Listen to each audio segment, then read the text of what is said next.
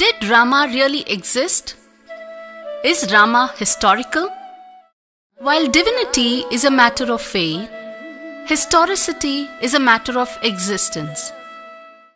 Standing under this tree, let us examine Rama's family tree. Here is the Surya Vamsa lineage. It starts from Kashyapa and Aditi. In the Solar dynasty lineage, there have been many prominent kings, their names and their deeds corroborating well within the Ramayana text and also with the other legends of India.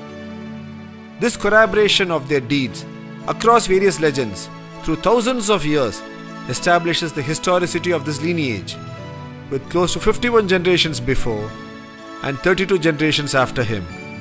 This lineage can be traced all the way down to the Mahabharata period, wherein Brihatbala, 32nd generation from Rama, takes part in the Kurukshetra war on the side of the Kaurava and is killed by Abhimanyu on that fateful day.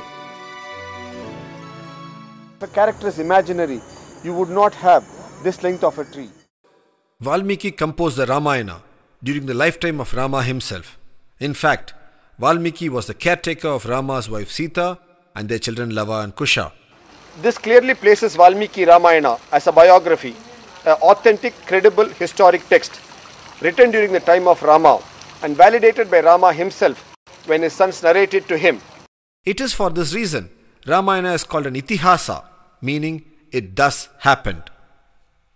In contrast, there have been many adaptations of the Ramayana across the land which have eulogized Rama through the centuries and millennia. These are more in the form of kavya or ballad and religious texts. If Ramayana is a historical text, why is it called mythology now? In 1808, James Mill and Charles Grant were appointed to write the history of India as syllabus for the Hellebury College. First they and later the genre of colonial writers classified the Indian texts and thought as fabricated trash and drilled it into the minds of Indians that these were mythology. Mill and Grant wrote the history of India deliberately without visiting India, lest they get influenced by its rich culture. In contrast to Mill and Grant, Al-Biruni wrote about India after visiting India. When Al-Biruni visited India in 1030 CE, among the many things that he wrote about India, he also wrote in good detail about Rama having been a historical person of this land.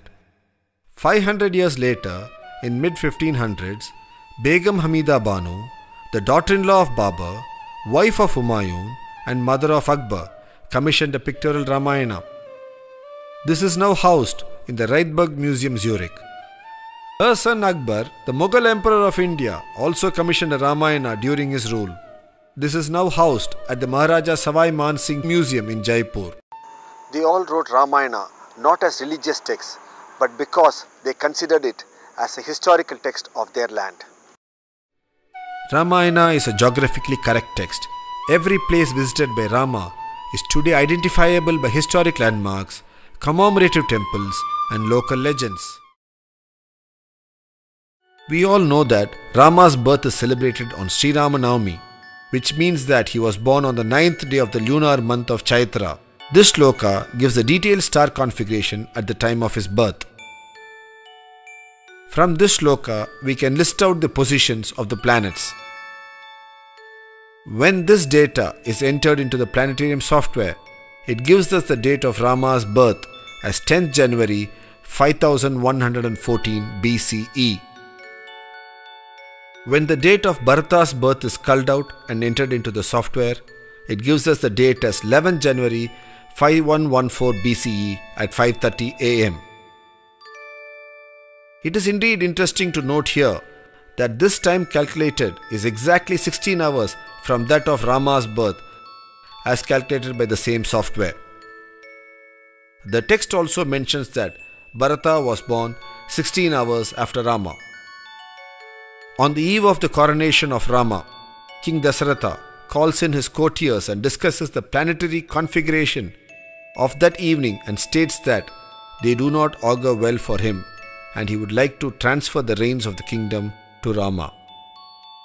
King Dasaratha informs Rama about the malefic effects the star configurations were going to bring upon himself and hence asks Rama to take over the kingdom.